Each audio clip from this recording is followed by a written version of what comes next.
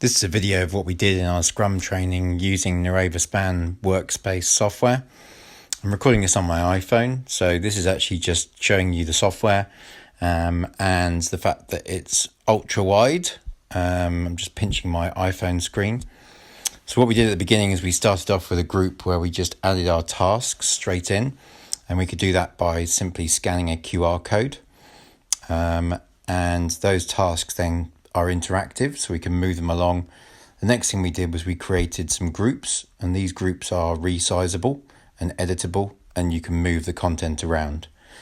So we've got a group here called backlog, and the next one along is called sprint. So as tasks were allocated for each sprint, we added them across into the group, and you need to put them in priority order to assign which one's the highest priority.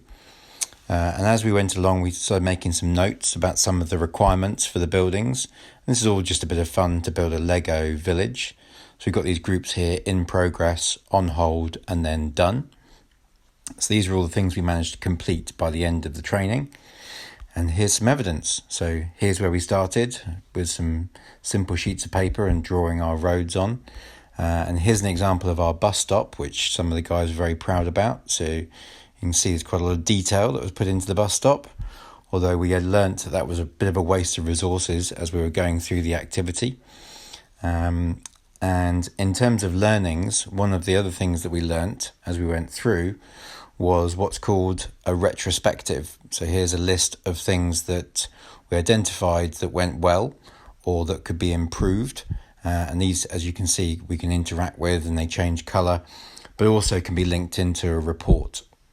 And then finally, here's what the completed